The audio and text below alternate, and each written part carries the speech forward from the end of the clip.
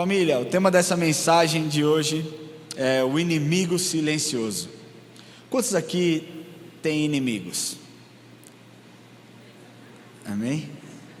Vamos aqui ser sinceros, nós não deveríamos ter inimigos, né?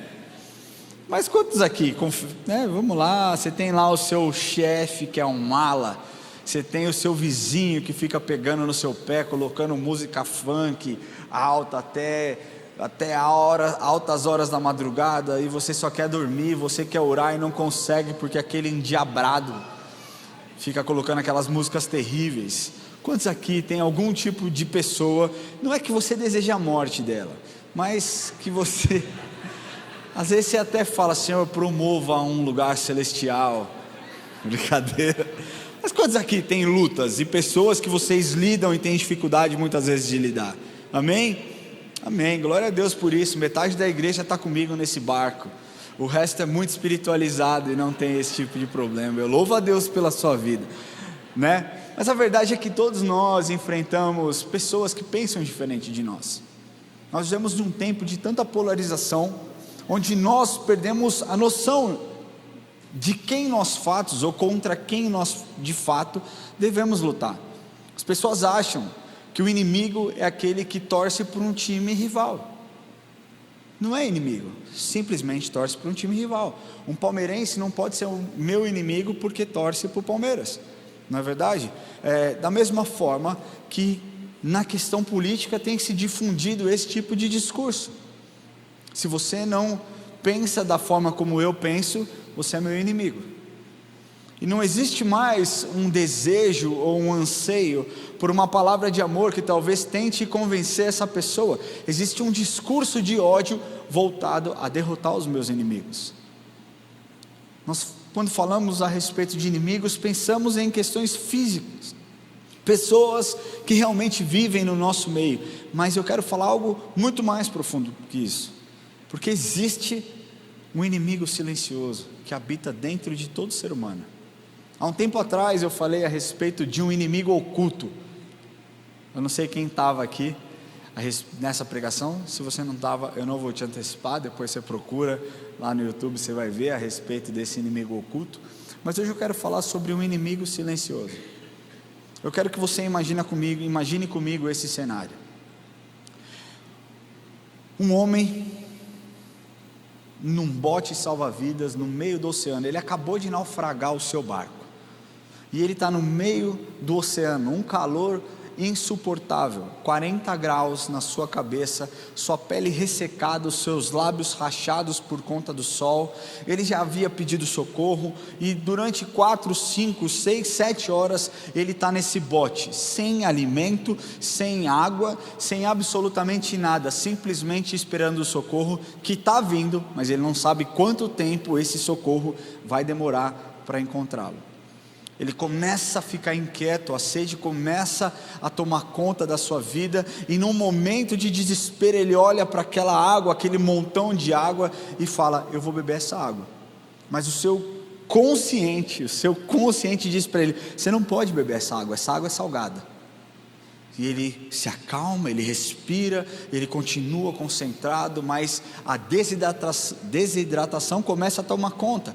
Ele começa a se sentir fraco, o sol, a insolação começa a vir sobre a sua vida, e aquele cenário caótico ganha ainda mais força, quando num ato de impulsividade, ele decide beber aquela água para suprir uma sede, para suprir algo que estava fazendo com que ele ficasse insatisfeito com aquela situação. Ele não tinha fome, ele tinha sede, e a insatisfação fez com que ele bebesse aquela água do mar. Num primeiro momento, aquela água gelada trouxe uma sensação de alívio. A minha sede está sendo sanada por essa água, e ele bebe aquela água, e aquela água traz uma saciedade. Ele continua bebendo aquela água, um segundo gole naquela água, e a água já não é mais tão gostosa, já não é mais tão refrescante, e aí ele continua bebendo, parecendo que estava enganando a sede que ele tinha, quando na verdade, quanto mais água ele bebia, mais células do seu corpo desidratavam, e a água que ele achou que seria a solução, na verdade era o veneno, antecipando a sua própria morte. Por que você está contando essa história para mim, Ramon? Porque a insatisfação, que é o nosso inimigo silencioso, é exatamente como a água do mar. Hoje existem muitas pessoas que estão insatisfeitas por tudo.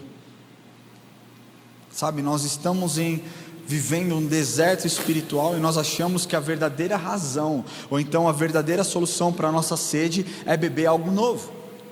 Nós estamos vivendo esse deserto e achando que o grande problema é a sede que nós temos, então eu tenho que saciar e matar a minha sede com algo novo. Então, se eu mudar o meu cabelo, a minha sede passa. Ou então, se eu mudar a minha casa, o vazio que eu carrego dentro de mim, ele simplesmente vai embora. Ou então, se eu trocar de esposa, ou então se eu trocar de marido, eu vou ser feliz, porque é isso que a psicologia diz, não, mas muitos psicólogos apontam isso: seja feliz, acabe com o seu casamento, vai achar alguém que te faça feliz. Ou então as pessoas dizem: se eu mudar de emprego, eu terei paz. Se eu mudar de igreja, eu vou ser mais espiritual. Tem muita gente pingando, e eu sinto de verdade que o Espírito Santo preparou essa mensagem aqui para que nós pudéssemos sondar o nosso coração. E essa é uma mensagem que não é para o seu amigo. Talvez você esteja pensando: essa mensagem poderia ser para o meu pai, poderia ser para minha mãe, poderia ser para minha esposa, para o meu filho. Não, essa mensagem é para você. Você tem que olhar e falar: eu entendi que essa mensagem é para mim e eu vou mudar, porque nós precisamos entender que a insatisfação não é um problema de falta de água, é um problema de filtro do nosso coração. E todos nós lidamos com isso em algum momento da nossa vida, às vezes de forma mais aguçada, às vezes de forma mais robusta, outras vezes de forma mais quieta, mais delicada. Mas a verdade é que todos nós tentamos muitas vezes saciar a nossa sede com coisas que na verdade só aumentam a nossa desidratação, a desidratação da nossa alma. Sabe, você pode mudar a embalagem, mas o conteúdo vai continuar seco. Tem muitas pessoas que chegam para mim e devem chegar para o pastor Rubem, pastor Murilo, para os pastores dessa casa, porque eu não sou o único pastor daqui. E elas falam assim para mim: pastor, eu vim visitar essa igreja, eu estou pensando em mudar de igreja. Nós recebemos muitos recentemente, por conta de algumas questões, alguns atritos em outras igrejas, e eles chegam aqui e dizem: nossa, nós gostamos da estrutura, nós gostamos da palavra, nós gostamos do louvor, nós gostamos de absolutamente tudo, essa igreja é uma igreja perfeita. E eu falo: não é perfeita, essa é uma igreja cristocêntrica, que ama Jesus. Mas da mesma forma que você está insatisfeito lá, se a sua insatisfação não for tratada e você entender talvez que isso seja um problema do seu coração, quando você pisar aqui, a insatisfação vai tomar conta da sua vida e você vai ficar pingando de igreja em igreja. O que eu pergunto para essas pessoas que vêm aqui é: você já orou? Você já perguntou para o Senhor se esse é o momento de você sair? Você já conversou com o seu pastor? Pastor, estou pensando nisso, estou pensando dessa forma, estou pensando em dar esse passo, estou pensando em tomar essa atitude. Não, já fiz tudo isso. Amém, Deus seja louvado. Então, se essa é a resposta de Deus para a sua vida, seja muito bem-vindo aí à church. Não, ainda não fiz, não sei se eu devo fazer. Não deve fazer. Antes de você vir aqui, converse com o seu pastor, tire um tempo, ore. Uma vez uma pessoa me chamou e falou assim: será que eu poderia ter um jantar com você? Eu falei: claro, vamos conversar. E a gente combinou e saímos para jantar, e nesse jantar ele começou a me fazer muitas perguntas. O que a igreja pensa disso? O que a igreja pensa daquilo? O que a igreja faz disso? Como que a igreja se posiciona? E eu comecei a entender que aquilo era uma sabatina. Em determinado momento eu me incomodei, eu perguntei para ele, eu falei: irmão, deixa eu te fazer uma pergunta, isso aqui é uma sabatina para ver se a igreja é boa o suficiente para você? Porque se for, cara, sinto muito, mas não é. Essa é a grande questão. As pessoas muitas vezes não entendem que eu posso mudar o cenário, mas se eu não mudar o ator principal, eu vou continuar sendo uma pessoa insatisfeita.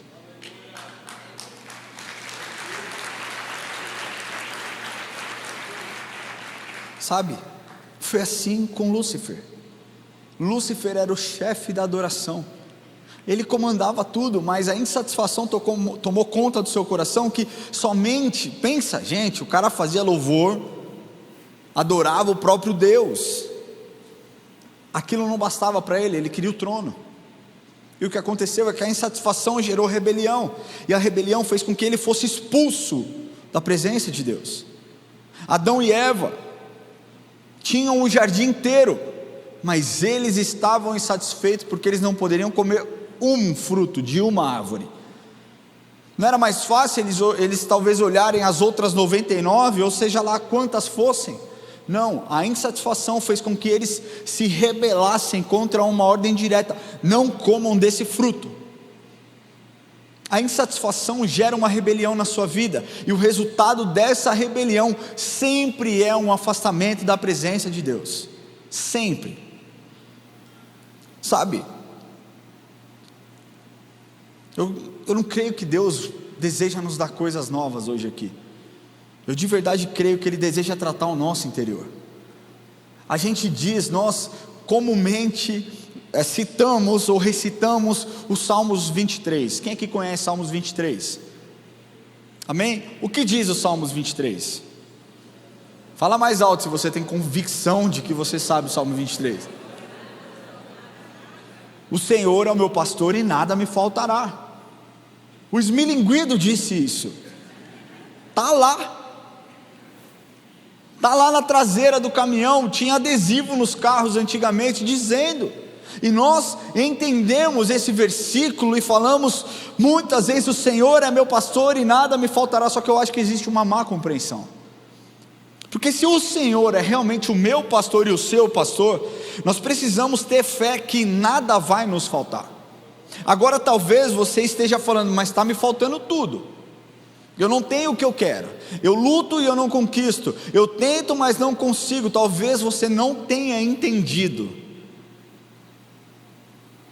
que Ele talvez não seja o seu pastor, ou talvez você não entendeu o que é ter tudo nele, porque o tudo em Deus é diferente do que o tudo nos homens. Tudo na minha conta bancária, tudo na minha casa, tudo na minha família, são coisas distintas. Agora, através das Escrituras, nós vemos que a verdadeira plenitude, ela é encontrada em Deus e não em coisas. Eu quero ler para vocês o que está lá escrito no livro de Ageu, capítulo 1, versículos 6 e 7. Se você puder abrir a sua Bíblia, abra a sua Bíblia. Ageu, capítulo 1, versículos 6 e 7. Eu nunca preguei num texto de Ageu, primeira vez. Já li, mas nunca preguei. Vamos ler aqui? Se está comigo, diga amém. Se não está comigo, diga misericórdia. Você não está comigo? Misericórdia. Ageu capítulo 1, versículos 6 e 7. Diz assim: tendes semeado muito e recolhido pouco, comeis, mas não chega para fartar-vos, bebeis, mas não dá para saciar-vos, vestivos, mas ninguém se aquece, e o que recebe salário recebe para pô-lo num saqueel. Sabe o que é saqueel? Um bolso furado. Assim diz o Senhor dos Exércitos: considerai o vosso passado. Deixa eu explicar para vocês aqui. Por volta de 538 a.C., o rei Sírio da Pérsia, ele permite então que os judeus voltem do exílio para Jerusalém, mas com um objetivo, talvez não o único objetivo, mas o maior objetivo, para que eles reconstruíssem o templo do Senhor.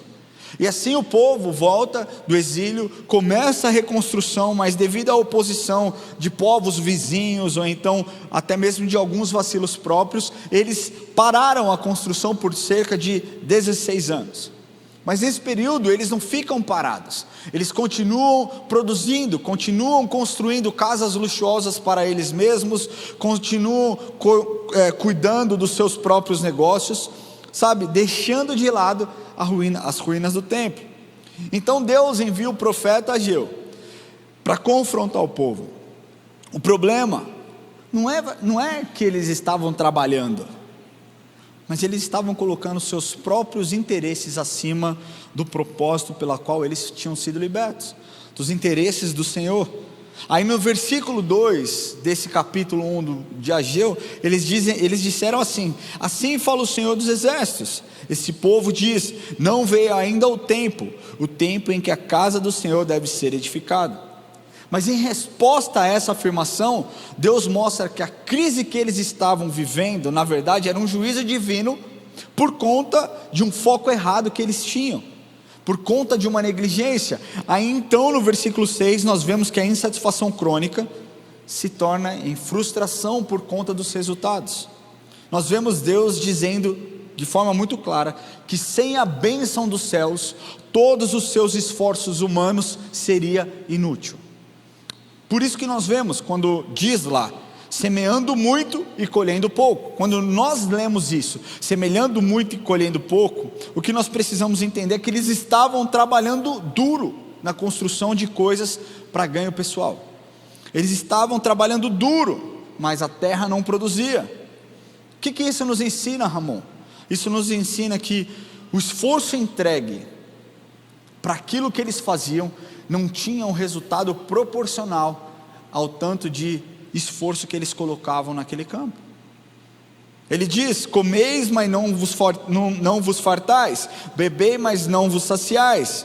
Eles tinham alimento, mas eles não tinham satisfação. Sabe, essa é a imagem clássica de um vazio interior. Sabe, coisas materiais nunca vão preencher o nosso vazio interior. Aí depois ele diz: vestivos, mas ninguém se aquece. Aqui nós vemos a questão do conforto físico, não era o suficiente, embora a provisão estivesse lá, ela não cumpria a sua função básica, aquecer. E por fim nós lemos que o salário no bolso furado, e essa talvez seja a metáfora mais famosa nos dias de hoje. Quantos aqui nos dizem: cara, meu bolso está furado, não cabe, não guarda, não para um real, tudo vai embora, sabe? É isso. Naquele tempo, por conta da inflação, naquele tempo talvez por conta das pragas, das despesas imprevisíveis que apareciam, e eles tinham que gastar mais, o salário nunca era suficiente para que eles tivessem as suas necessidades supridas. Ou seja, quando nós lemos essa passagem de Ageu, nós vemos que o povo tinha o objeto. Qual era o objeto? O objeto era a comida, era a bebida, era as roupas, era o salário, mas eles não tinham os benefícios desses objetos. Eles não tinham fartura, eles não tinham saciedade, eles não tinham aquecimento, eles não tinham reserva. Sabe, a insatisfação moderna, muitas vezes, não é por falta de coisas. A insatisfação moderna, na sua grande maioria, é pela incapacidade de desfrutar daquilo que você recebeu. Muitas vezes não é porque te falta, muitas vezes é porque você não sabe desfrutar. Sabe, você pode ter uma casa luxuosa, uma cama maravilhosa e não dormir nela. Você pode ter um banquete na sua casa, num almoço de domingo, e não estar satisfeito, não estar saciado. Você pode ter milhares de amigos virtuais e ainda assim se sentir uma pessoa vazia. Sabe, a insatisfação aqui que nós lemos em Ageu capítulo 1 é o resultado de uma vida focada naquilo que é ter e não naquilo que é ser. Sabe, a insatisfação não é algo, família, dos dias atuais. A insatisfação veio desde lá do primeiro homem.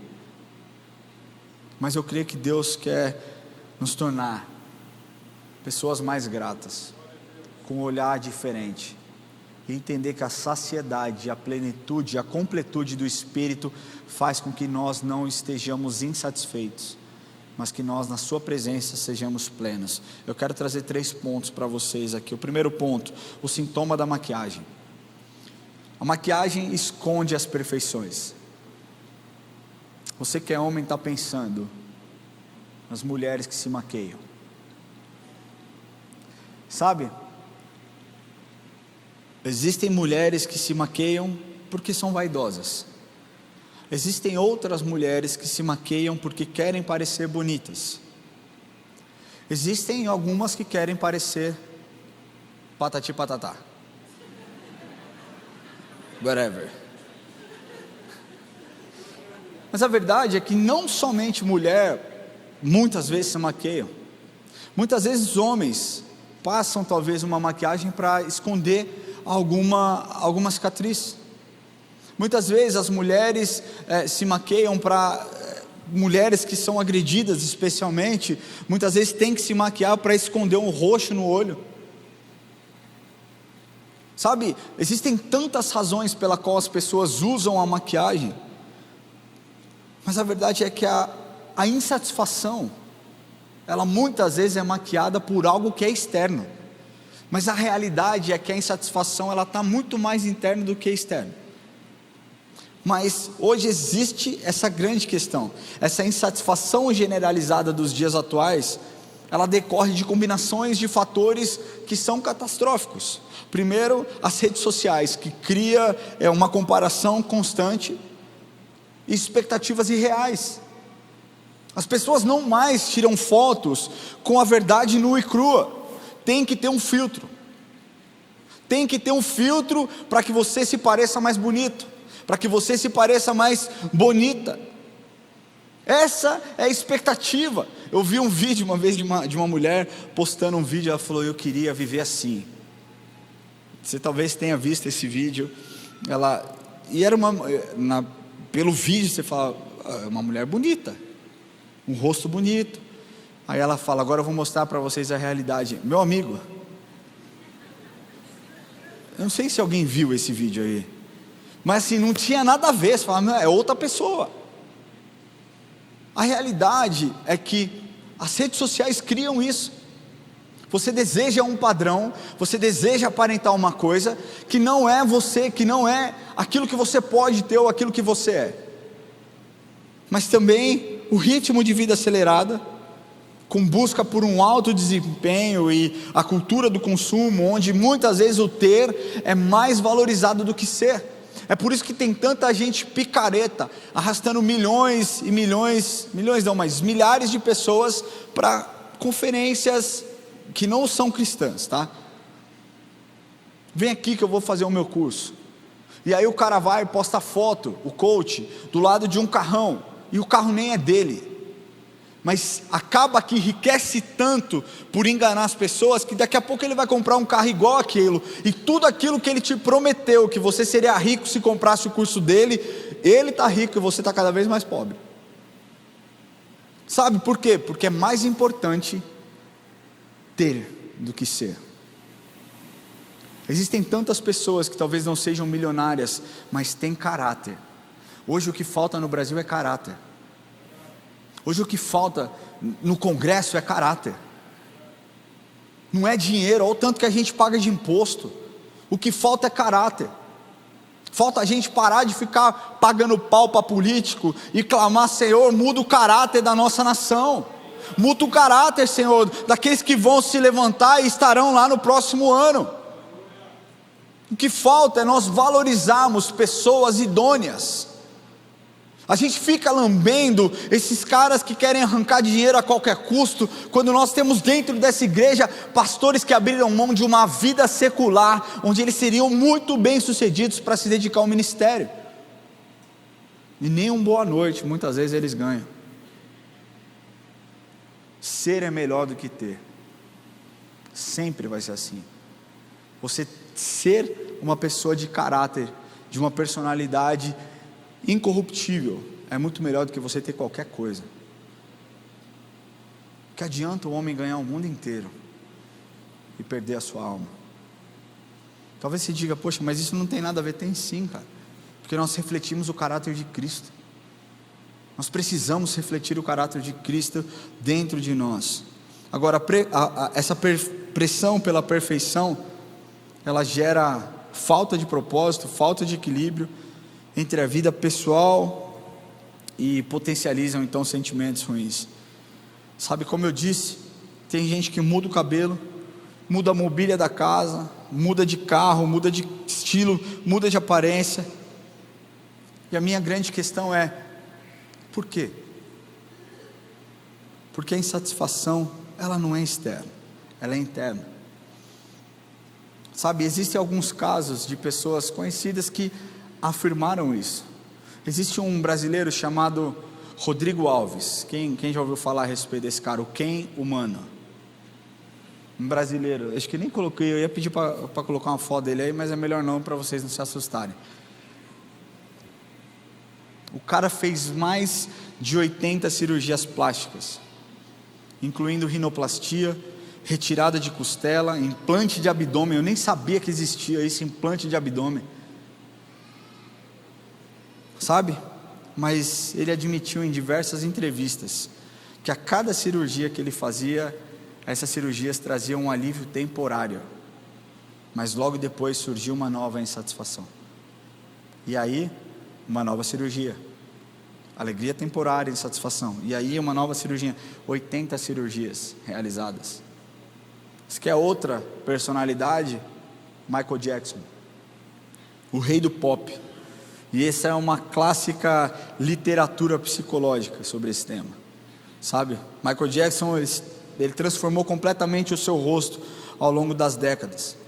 E especialistas sugerem que essa mudança drástica, especialmente no nariz, na cor da sua pele, embora ele tivesse vitiligo, eram reflexos de traumas de infância e de abuso emocional que ele sofria do pai, que constantemente zombava da sua aparência. Nenhuma cirurgia foi capaz de apagar a cicatriz que Michael Jackson carregava desde a sua criação, e ele viveu em busca eterna de uma imagem que ele nunca conseguiu chegar, nunca parecia certa. Por isso ele fez mais de 100 cirurgias plásticas. Esses são apenas alguns casos. Eu pesquisando, existe uma mulher que fez sei lá quantas cirurgias para parecer uma felina. Não estou brincando, procura, vocês vão ver. Porque o seu marido era apaixonado por grandes felinos. Ela se desconfigurou completamente só para parecer mais bonita para o seu marido. Existe um outro caso de uma apresentadora de um reality show lá dos Estados Unidos, que ela fez 10 cirurgias, 10 procedimentos estéticos em um só dia. E tantas outras. Deixa eu falar uma coisa, eu não sou contra cirurgia estética, gente. Eu não sou, de verdade, eu não sou. Embora eu acho que algumas pessoas passam um pouco do ponto. Vamos ser sinceros, aqui entre nós, 18H é bom que a gente é vulnerável, a gente fala. Existem pessoas que colocam tanto botox, mas tanto botox que quando elas piscam, elas dão cambalhota. Eu precisava contar essa piada. Mas o que eu quero falar é que eu não sou contra a cirurgia estética. Eu acho que é uma bênção, eu acho que faz bem para a autoestima das mulheres principalmente. Se você pode, faça, está tudo certo. A questão não é isso, a questão é preencher um vazio da sua alma, achando que um procedimento estético vai te trazer plenitude. Não vai. Não vai. A gente não pode acreditar nisso. Essa insatisfação maquiada, ela é perigosa. Porque você pode mudar a embalagem, que na sua percepção talvez esteja estragado. Você pode mudar de país, você pode mudar de cabelo, você pode mudar de carro, de mobília, mas se você não mudar o espírito, o seu deserto vai continuar dentro da sua mala. A insatisfação é como um copo furado, família. Você pode jogar toda a água do mundo, ele nunca vai estar cheio. É isso que a insatisfação faz. Sabe, quando nós vemos essa questão, nós vemos que a insatisfação, ela nasce no lugar perfeito. Ela nasceu no céu. Lúcifer estava num ambiente perfeito, mas estava insatisfeito.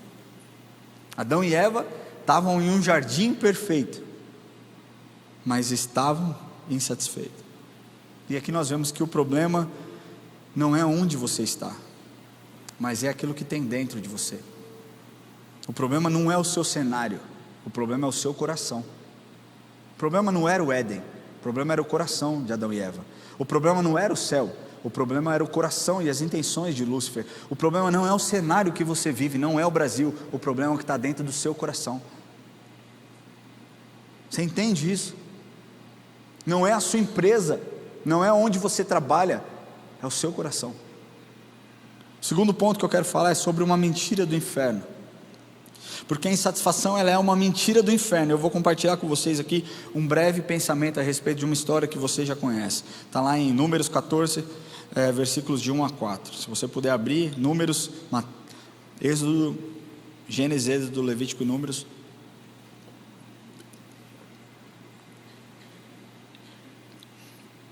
Capítulo 14, versículo de 1 a 4. Se você não tem, tudo bem, acompanha comigo aqui. Diz assim: levantou-se, pois, toda a congregação e gritou em alta voz, e o povo chorou aquela noite. Todos os filhos de Israel murmuraram contra Moisés e contra Arão, e toda a congregação lhe disse: tomara tivéssemos morrido na terra do Egito, ou mesmo neste deserto. E por que nos traz o Senhor a esta terra? Para cairmos à espada, e para que nossas mulheres e nossas crianças sejam por presas? Não nos seria melhor voltarmos para o Egito? E diziam uns aos outros: levantemos um capitão e voltemos para o Egito. Quando nós olhamos essa história aqui, eu confesso para você que eu tento olhar com um olhar de amor para esses egípcios, para esses hebreus. Nós vemos uma murmuração, nós sempre falamos a respeito desse tema, a respeito dessa postura, como uma postura de ingratidão. Como eles não conseguiram celebrar tudo aquilo que Deus havia feito na vida deles, eles viram os milagres acontecendo, eles viram o mar se abrindo, eles viram as pragas, e nós poderíamos aqui falar a respeito de uma atitude de murmuração, mas quando eu tento olhar com os olhos talvez mais compassivos, eu vejo um povo exausto, eu vejo um povo que durante 400 anos lutou para sobreviver e para não ser extinto.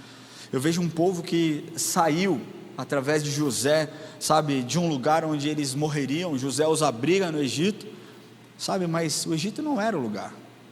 E eles lutam severamente para que eles pudessem então, sabe, ter uma vida.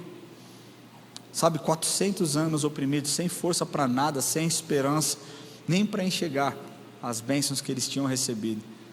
Nós vemos aqui que o cansaço é legítimo.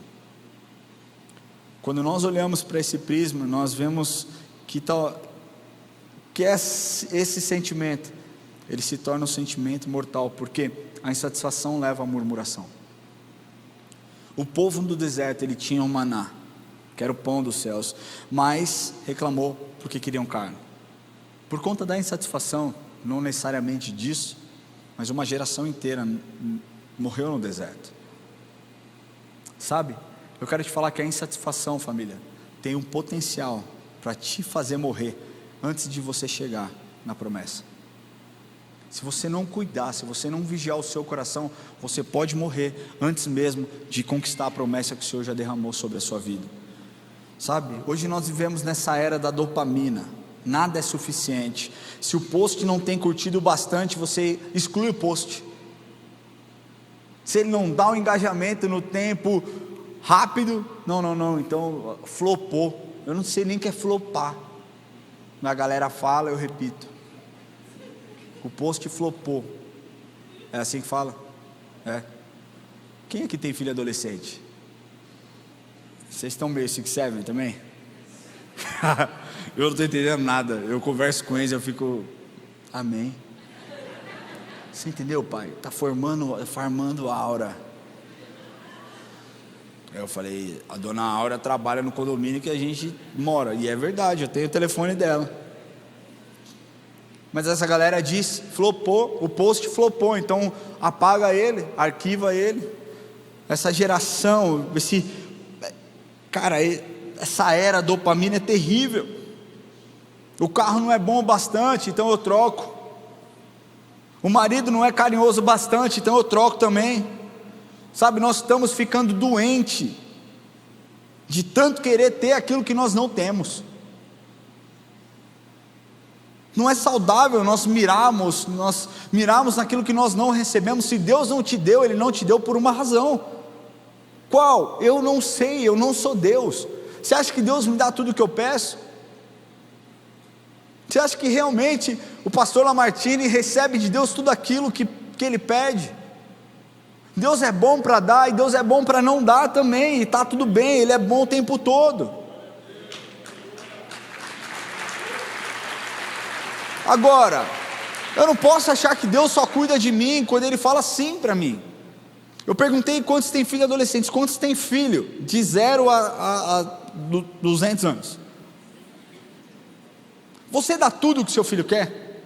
Você já deu tudo o que seu filho queria? E você tem suas razões para talvez presenteá-lo ou para talvez falar não. Eu lembro que quando eu tinha 13 ou 14 anos, eu trabalhava já e eu queria uma televisão para o meu quarto. Meu pai está aqui, ele vai lembrar dessa história. Eu falei, pai, eu queria uma televisão. Ele falou, tá bom, você tem seu dinheiro, vamos lá, eu te ajudo a comprar.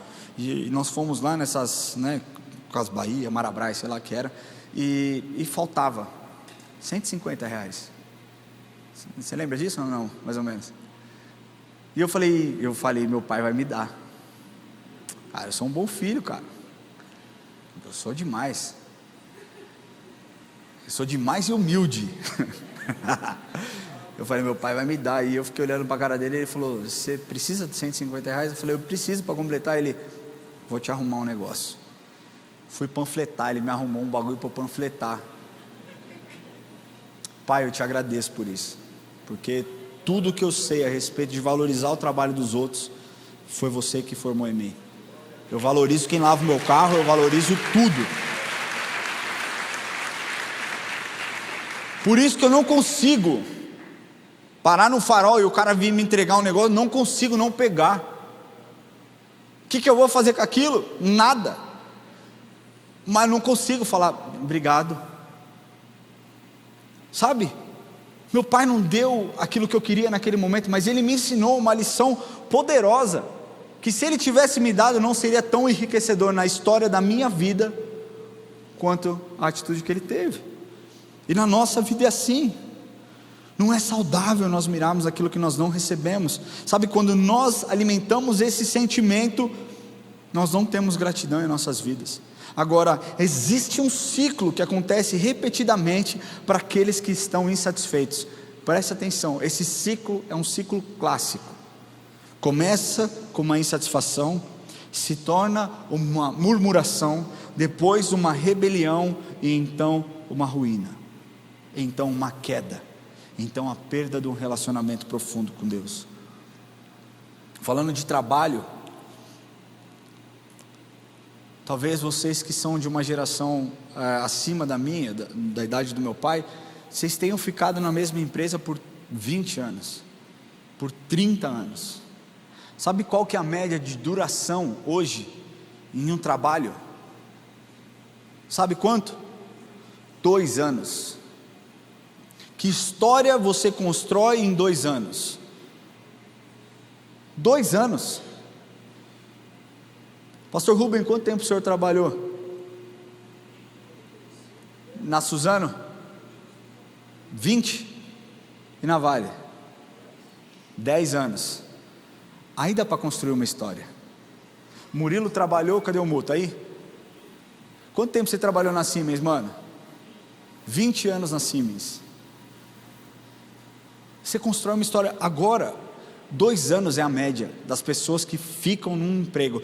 Pior, essa geração de 18 a 24 anos, a média é 9 meses.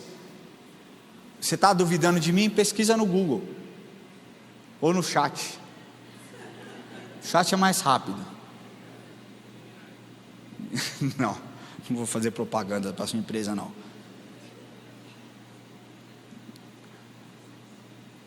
Nove meses. Agora, nessa mesma matéria que eu li, falando a respeito dessa geração que fica fica lá entre 9 meses, né? De 18 a 24 anos ficam 9 meses. Esse mesmo estudo apontam que uma empresa entende que o funcionário não pode falar agora, né? Colaborador nada, é empregado, funcionário. Não é com essa história não. Que para ele ter a identidade da empresa, ele demora pelo menos 100 dias, de 100 a 110 dias, nós estamos falando de quase 4 meses, ou seja, ele demora quase 4 meses para entender a mentalidade da empresa, aí ele fica mais 5 e fala, não, quero ir embora. Sabe por que as pessoas, na sua grande e vasta maioria, decidem trocar de emprego? Sabe por quê? remuneração, dinheiro. Também não sou eu que disse, está nesse mesmo estudo. Agora, sabe quanto tempo essa pessoa permanece satisfeita depois que ela troca de emprego, ou então depois que ela tem um aumento? Sabe quanto tempo dura essa satisfação? 3 meses, 3 meses, aí volta a insatisfação. Sabe por quê? Porque a insatisfação não é a respeito daquilo que ela ganha, a insatisfação está no seu coração. Ela pode ganhar um rio de dinheiro que ela vai continuar sendo uma pessoa insatisfeita. Tem muita gente trocando de carreira como se troca de roupa. Tem muita gente fugindo de responsabilidade, achando que o problema é o empregador, quando na verdade o problema é o caráter da pessoa que não se submete. Você quer ser diferente? Seja o primeiro a chegar e o último a sair. Faça mais do que lhe é pedido. Você quer ser diferente? Você quer ser reconhecido? Brilhe a luz de Jesus onde você estiver. Como que eu faço isso, Ramon? Leia a Bíblia. Busque o Espírito Santo, Ele vai te dar as estratégias. Agora não caia nessa mentira de que a insatisfação é algo positivo. Não é. A insatisfação vai fazer com que você reclame, vai fazer com que você duvide se Deus está fazendo ou não está fazendo. Eu não estou falando aqui que você deve morrer na mesma empresa do começo ao fim, mas existem pessoas que não buscam a Deus, um direcionamento. Espírito, eu devo me mover para este lugar, Deus te colocou lá, por que então Deus vai te tirar? Pode te tirar, porque a vida é feita de ciclos. Uma vez um irmão me procurou e falou assim: você ora comigo, eu acabei de perder o meu emprego. Eu falei: lógico, cara, por favor, pastor, você pode fazer uma campanha de oração? Vamos fazer uma campanha de oração junto. Fizemos uma campanha, em 3 meses ele estava empregado numa companhia aérea, para ganhar, não o que ele ganhava, mas tinha muitos benefícios, cara. E eu falei: glória a Deus, e ele ficou todo contente, glória a Deus, glória a Deus. Passaram 2 meses, eu não estou brincando, 2 meses, ele me procurou e falou assim: você não sabe, mudei de emprego. Eu falei: oi? Eu falei: você está me devendo um almoço, e você já mudou de emprego? Ele falou: não, mudei, porque Deus me levou para outro lugar. Eu falei: calma aí, irmão, calma, você acha que Deus é um Deus de confusão? Como que Ele abriu uma porta para você, então quer dizer que Ele se enganou? Putz, abri a porta errada, não era aqui, era lá. Falei: é verdade que você acredita nisso? Aí ele ficou todo assim: não, mas entenda que eu vou ganhar mais, 30% a mais do que eu ganho hoje. Eu falei: cara, e a resposta de Deus? Você buscou a Deus, Deus abriu uma porta, e aí você muda. Você conversou com a sua esposa? Conversei. O que ela falou? Falou que eu não deveria mudar. Eu falei: começou certinho. Porque, meu irmão, se a sua esposa fala, não faça, não faça. É tipo a sua mãe dizendo para você: faz o que você quiser. Você já sabe o que você tem que fazer. Aí quando a sua mãe fala, faz o que você quiser, é a sua esposa dizendo: não faz, não faz. Para o seu bem, não faz. Resumindo, 6 meses depois, ele quase divorciou de tanta loucura que era o seu trabalho. Sabe, é isso que as pessoas vivem, uma troca, uma busca frenética por mudar de emprego. Mas a verdade é que o problema muitas vezes não é a empresa, é o caráter daquelas pessoas que não conseguem se submeter e obedecer. Uma pesquisa realizada esse ano apontou que 61% dos brasileiros empregados desejam mudar de emprego. 61%. E está tudo bem. Eu entendo, você que é funcionário e, cara, deseja crescer na sua carreira, está tudo certo, eu acho que é bom, eu acho que é saudável, mas a custo do quê? A preço do quê? Você vai porque você acha ou você vai porque Deus está te direcionando? Essa pergunta você tem que responder para você mesmo. Agora, outro ponto de satisfação é no casamento. Sabe, muitos homens abandonando suas esposas, nós temos acompanhado aqui cada caso. Homens abandonando a esposa, mulheres abandonando o seu marido, porque a grama do vizinho é um pouco mais verde, porque na casa do vizinho não parece ter problema, porque o marido lá é carinhoso, porque a mulher lá é cuidadosa, sabe? O homem olha para sua esposa e perde o brilho, e aí vai achar que vai encontrar o brilho na casa do vizinho, não vai. Peça para Deus resgatar o brilho, cara, que você viu nela quando você casou com ela, porque Deus pode fazer isso, sabe? Agora, a verdade é que pessoas, elas mudam de cidade, mudam de país, mudam de tudo, achando que o problema é o CEP, quando na verdade o problema é o CPF. É você o problema, não é o seu bairro, não é o Brasil. O Brasil é difícil, eu falo, gente, quando a gente chegar no céu, a gente vai ter uma festa só nossa. Deus vai falar, certeza, assim, ó, a minha, não está na Bíblia, tá? Você vai achar que é heresia. Eu acho que Deus vai falar assim: quem é brasileiro aí? A gente vai levantar a mão e vai falar: servo bom e fiel, um passo para frente, vocês antes do resto. Tanto que a gente sofre, cara, não é possível. Nosso galardão vai ser que nós vamos morar, mano, nos bairros top lá do céu, vai ser loucura, sabe? Agora as pessoas estão achando, vivendo uma vida aqui, cara, fantasiosa, sabe? A insatisfação que nós estamos lidando aqui é algo realmente grave, família. Muitas pessoas têm se perdido e perdido o seu propósito, porque estão tomando decisões por conta, sem consultar a autoridade espiritual sobre a sua vida, que é o Espírito Santo. Busque o Espírito Santo. Agora, talvez você diga: tá bom, Ramon, eu entendi que a insatisfação que eu tenho vivido, ela não é saudável, não é o que Deus espera de mim, mas o que eu posso fazer? Eu vou te dar a resposta. Você precisa buscar o contentamento que vem do alto. Só do alto vem esse contentamento. Eu quero ler para vocês, é meu último ponto, Filipenses capítulo 4, versículos de 11 a 13. Diz assim: Paulo escreveu essa carta aos Filipenses, e ele diz assim: digo isto, não por causa da pobreza, porque aprendi a viver contente em toda e qualquer situação.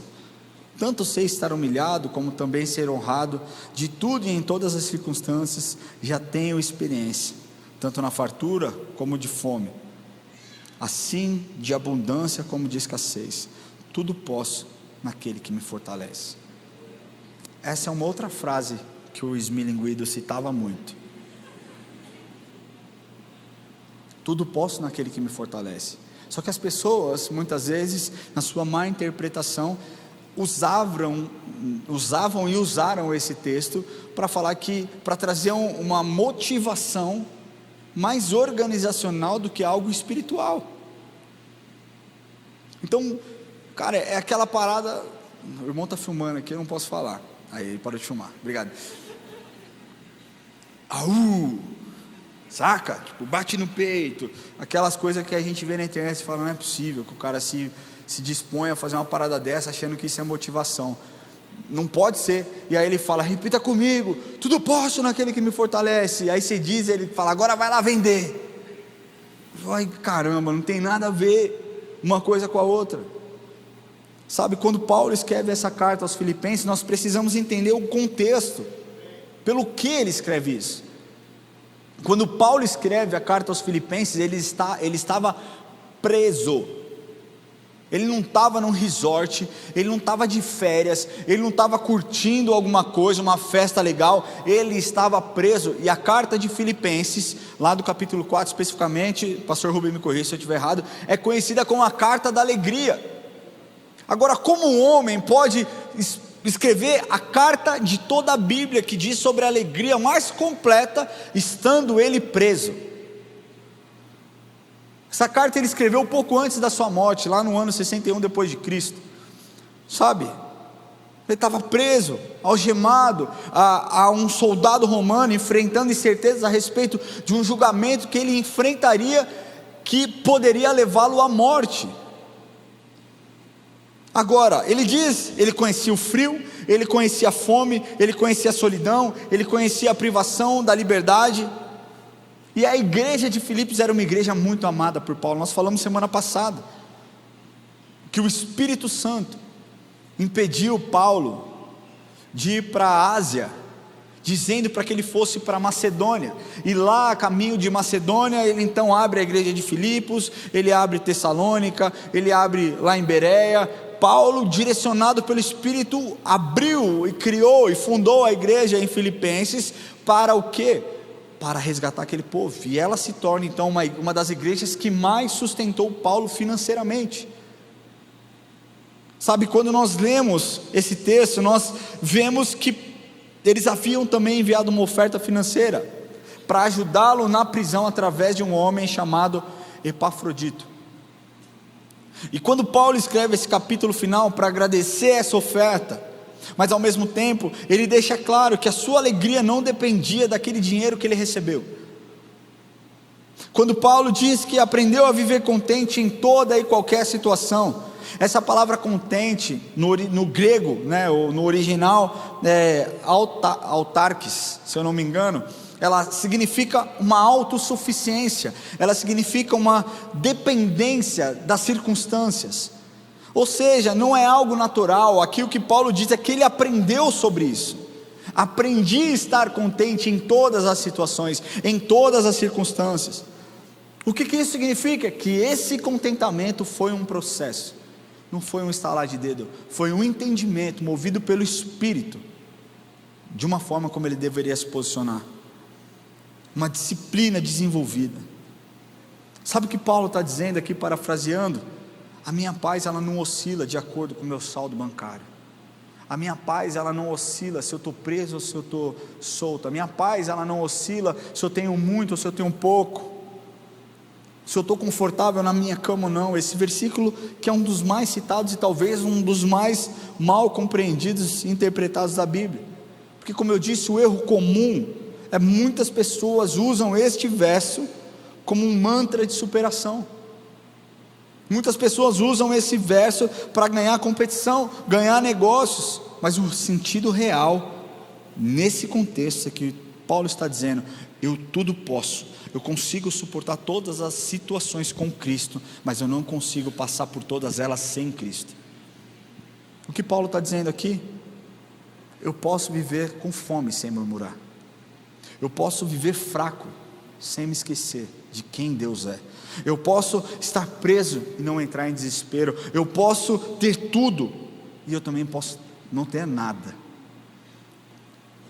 E o fortalecimento de Paulo em Cristo não é para que Paulo mudasse as suas circunstâncias, para que Paulo saísse da prisão, mas para que ele permanecesse firme e satisfeito em todas as circunstâncias. Contentamento é uma disciplina espiritual.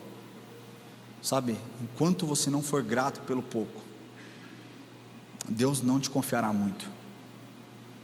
Sabe, a murmuração atrasa a promessa, mas a gratidão, ela acelera o propósito. Sabe, eu queria concluir essa mensagem dizendo que você não precisa de uma casa nova para ser feliz, você precisa de um encontro novo com Jesus. Você não precisa mudar de marido, você precisa mudar a sua atitude. Você não precisa mudar de igreja, você precisa ter Cristo dentro de você, porque o segredo da vitória é o contentamento. Não é um conformismo, é saber que o Senhor é o meu pastor, e por isso, porque Ele é o meu pastor, nada vai me faltar. Eu queria que você fechasse os seus olhos.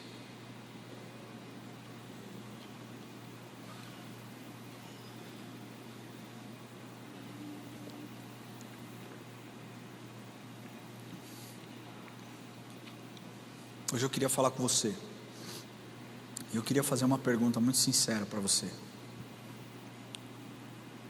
Quantos aqui estão cansados de fugir? Sabe, a insatisfação, ela cansa, ela gera cansaço, ela gera tantos sentimentos ruins dentro de nós.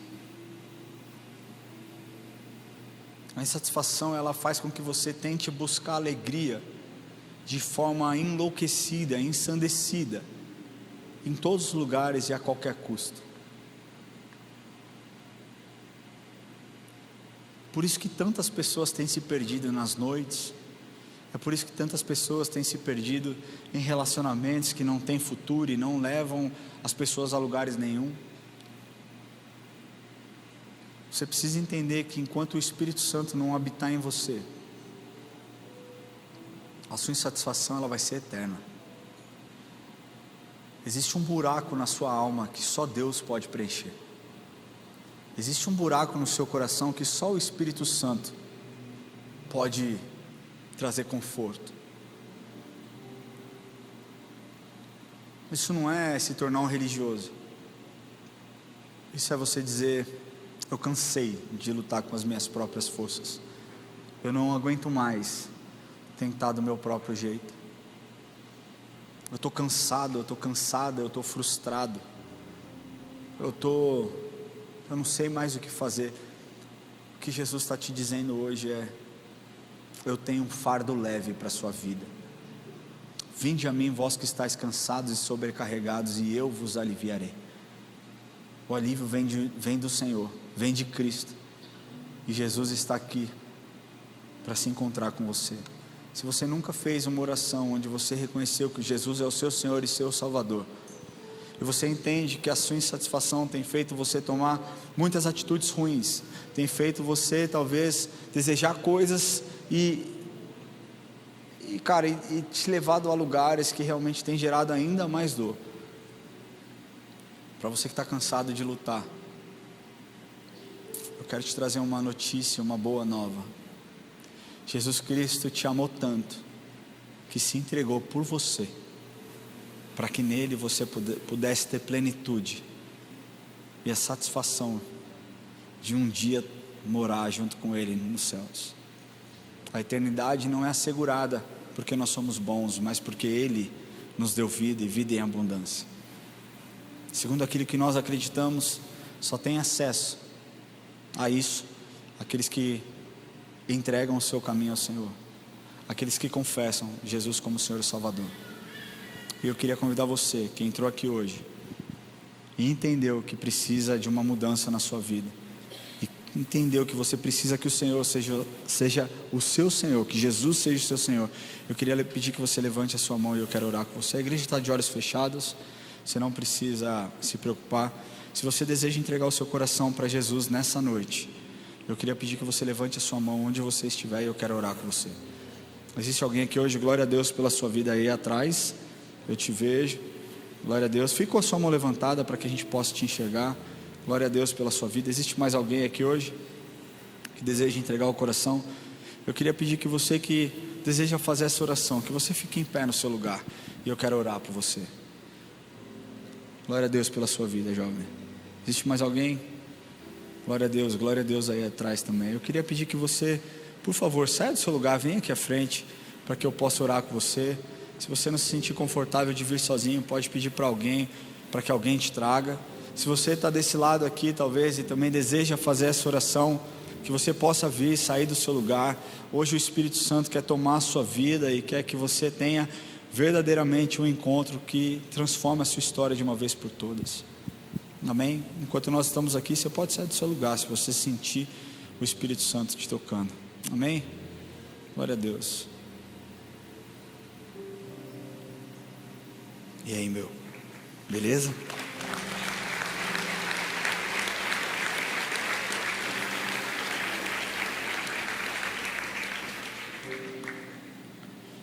Glória a Deus. Eu queria pedir que você coloque a mão no seu coração. Nós vamos orar juntos.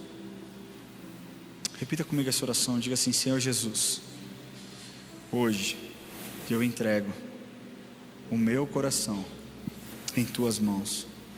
Jesus, perdoa os meus pecados e escreve o meu nome no livro da vida. Me ajuda, Espírito Santo, a tomar boas decisões.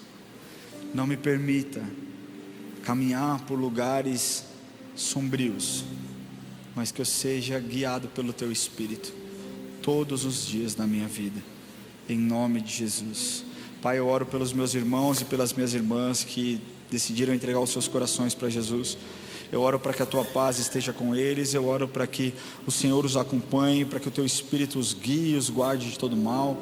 Eu oro, Deus, para que eles possam ser cheios da Sua presença e para que a satisfação do Senhor tome conta da vida deles. Deus, que toda dor causada por palavras, que toda dor causada, Senhor, por atitudes passadas possam ter, Senhor, um ressignificado na vida deles. A sua palavra diz que aqueles que estão em Cristo são novas criaturas, as coisas velhas ficaram para trás e eis que tudo novo se fez, que eles possam entender que no Senhor eles têm uma nova história. Obrigado, Deus, porque hoje é a construção de um novo começo, é o nascimento, Senhor, de um legado, Senhor, que atingirá gerações e gerações. Obrigado, Senhor, por todas as vidas que ainda serão impactadas pela vida deles. Em nome de Jesus eu oro e te agradeço. Amém e amém. Glória a Deus. Eu queria pedir que vocês seguissem a equipe de consolidação. Nós vamos orar de forma individual com vocês. Ninguém vai pedir nada, só sigam por favor aqui a equipe de consolidação. Eu queria terminar com a igreja, eu queria pedir que você fique em pé.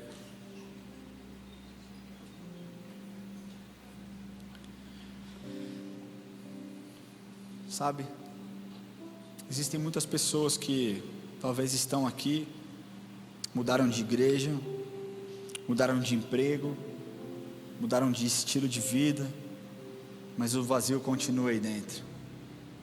Eu sei que eu estou falando com algumas pessoas aqui hoje. Você mudou de tudo, tentou de tudo, mas ainda continua vazio. Sabe, eu creio que hoje o Senhor quer arrancar essa máscara da insatisfação que talvez tenha tomado conta da sua vida. Eu creio que Deus quer te dar águas vivas no dia de hoje, para que você nunca mais tenha sede. Sabe, eu queria falar com você que está se sentindo dessa forma. Eu queria pedir que você saísse do seu lugar e, como um ato de fé, que você viesse aqui à frente. Nós vamos adorar o Senhor juntos.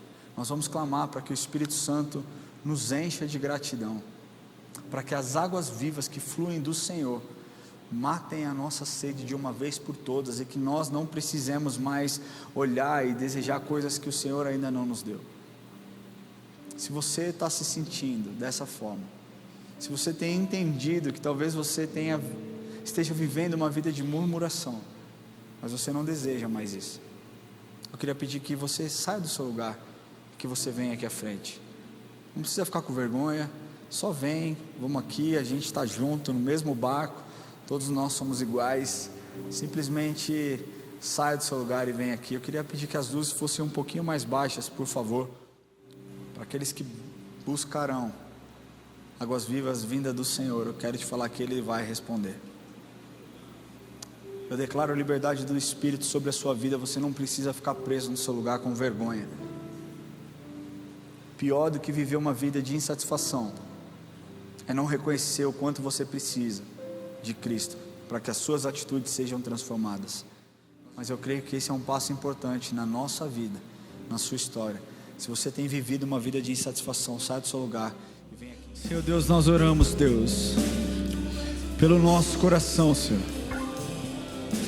Senhor, nós queremos pedir perdão, Deus, por todas as vezes que nós murmuramos.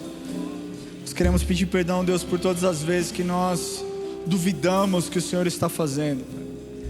Deus, nós não queremos, Deus, que a insatisfação domine a nossa mente, domine o nosso coração. Nós não queremos, Deus, ser tomados, Deus, por esse sentimento maldito, Senhor. Nós queremos ser, Deus, encorajados pelo Teu Espírito a acreditar no processo, a confiar naquilo que o Senhor está fazendo, Deus. Eu oro, Deus, pelos meus irmãos e pelas minhas irmãs que vieram aqui à frente em especial, Deus, porque, Deus, eles se puseram numa condição, Senhor, de vulnerabilidade, mostrando e desejando que eles querem algo novo do Senhor. Não é algo novo, Deus, para que eles tenham bênçãos, mas algo novo, Deus, porque existe algo tomando conta do coração, Pai, onde nós não desejamos mais dar espaço a isso. Deus, eu oro, Deus, para que o Senhor sonde os corações, para que o Senhor ministre a sua palavra no coração de cada um deles, para que o Teu Espírito Santo se mova na vida deles e que eles possam ter plenitude no Senhor.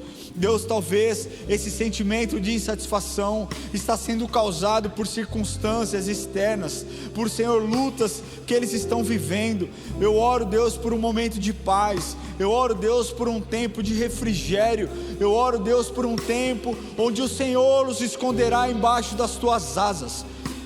Eu oro, Deus, que eles não mais serão assolados por pensamentos ruins, por pensamentos, Senhor, que abalem a fé dos teus filhos. Eu oro, Pai, para que o teu Espírito Santo venha sobre a vida deles, Deus, e coloque a certeza e a gratidão daquilo que o Senhor já fez e ainda vai fazer, Senhor. Eu oro por nós, Deus, pela nossa igreja, pelo nosso coração. Não nos permita, Deus, mirar naquilo que nós não temos, que nós não, Senhor, tenhamos inveja, Senhor, daquilo que o Senhor está fazendo na vida dos outros, que nós tenhamos contentamento daquilo que o Senhor está fazendo na nossa vida. Pai, nós recebemos algo precioso do Senhor, algo especial do Senhor, e nós somos gratos ao Senhor por aquilo que o Senhor tem nos dado. Não nos permita, Deus, duvidar de que o Senhor é um bom Pai, porque nós não recebemos aquilo que nós queremos. A sua vontade, ela é boa, perfeita e agradável, e na medida que o Senhor tem, nós aceitamos. Te agradecemos, Deus, te agradecemos por esse culto. Eu oro, Pai, para que essa mensagem reverbere no coração dos meus irmãos, que eles possam ser encontrados e impactados pelo teu Espírito. Oro, Pai, para que o Senhor os leve em segurança, dê a eles uma semana abençoada, Senhor, mais uma semana de comunhão com o Senhor, uma semana de reflexão a respeito das tuas bênçãos na vida de cada um deles, Pai. Oro, Deus, para que nos nossos lábios a gratidão esteja pronta para sair, mas a murmuração não ganhe espaço no nosso coração. Te louvamos, Jesus, te amamos a sua doce presença, Espírito Santo, e pedimos, nos abençoe, guarde as nossas famílias, guarde a nossa casa, guarde a nossa igreja, a sua igreja.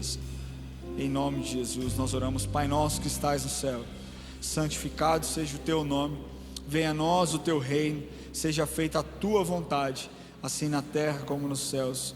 O pão nosso de cada dia nos dai hoje, perdoa as nossas dívidas, assim como nós perdoamos os nossos devedores, e não nos deixes cair em tentação, mas livra-nos do mal, pois teu é o reino, o poder e a glória para sempre. Amém, amém. Que Deus te abençoe. Nos vemos semana que vem. Deus abençoe.